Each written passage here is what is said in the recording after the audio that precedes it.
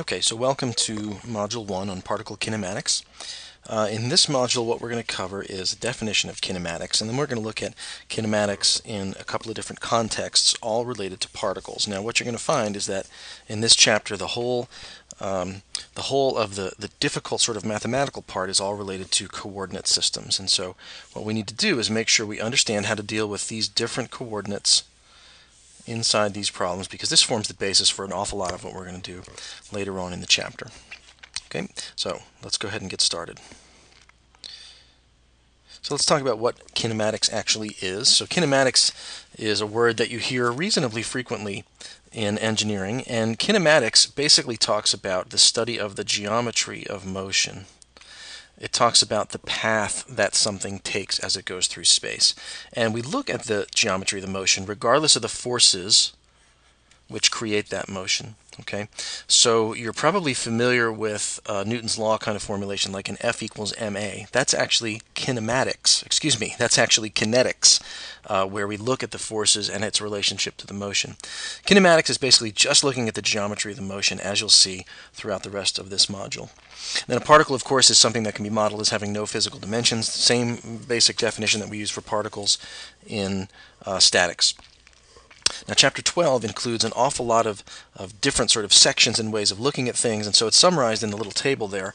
We're looking at different kinds of motion. We're looking at rectilinear motion or curvilinear motion, or what our book calls erratic motion. We also look at absolute and relative motion, and we do that in the context of different coordinate systems. We'll use a rectangular, sort of a Cartesian IJK kind of a thing, a normal tangential coordinate system, or a cylindrical coordinate system. So all of those things are going to be covered in some detail here in module number 1. So let's talk a little bit about these expressions for velocity and acceleration and displacement. So we can write these kinematic equations in a couple of different ways.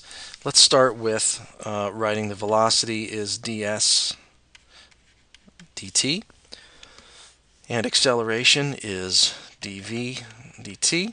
And so if we just do a little rearrangement of those variables, we write dt is equal to ds over v, and dt is dv over a. And if we put that all together by equating the sort of dt differential part, what we get is a ds is v dv. Now, this is a kinematic equation just like the other ones, but sometimes this one is useful because what you'll notice is that this is independent of time. Okay, so in class we've referred to this kind of an equation as an S-domain equation. Whereas equations like these two, oops, I'm sorry, not that one.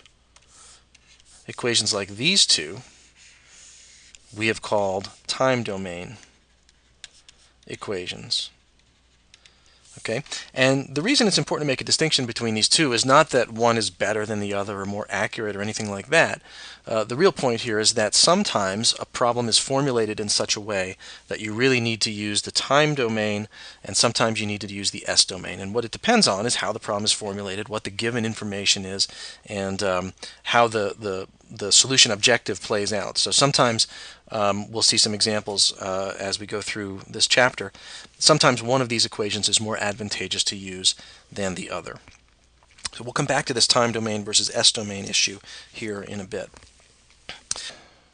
Okay, so if we look at the acceleration expression, a equals dv dt, if acceleration is constant, I'm going to denote that as a sub c, then what we find out is that when we do the integral on this, we can write some kinematic equations that are relevant for constant acceleration. So for example, if we wrote this as a dt is equal to dv, and we did an integral on both sides, and we denoted that acceleration is constant, what we would get is we would be able to write this out as follows.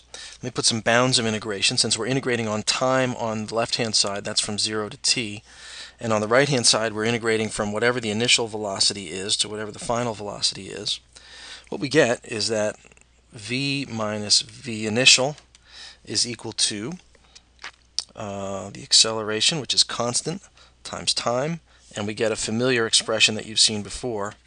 V is equal to v0 plus constant acceleration times time. Okay, so you've seen that sort of a thing before, probably in physics or elsewhere. So these are the kinds of equations that we can derive from our kinematic equations. We can do the same sort of a thing with the velocity and position expression. If acceleration is constant again, we would write ds is equal to the integral of the velocity over time, and that would be v0 plus act dt. And if we integrate that from the initial position to the final position over 0 to t, what we get is a similar kind of an expression, again something you've probably seen before, as 0 plus v0t plus 1/2 constant acceleration squared. And there's another kinematic equation that's probably familiar to you. Now these are both time domain expressions, as you can see. And both of those are very useful equations that you will see over and over and over again.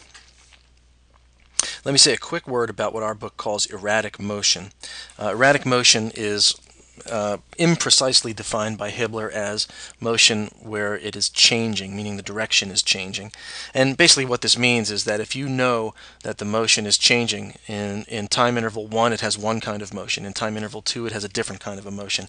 Basically you can assemble a piecewise understanding of what the motion is going to be by just looking at these intervals about which you know something. So for example, an interval where the particle goes from position 1 to 2, you would write velocity is v0 plus at, relevant for that first segment of motion. And from 2 to 3, you would write the same kind of a thing, v is v0 plus at, where you would use the v's and the a's and stuff from that second interval of motion.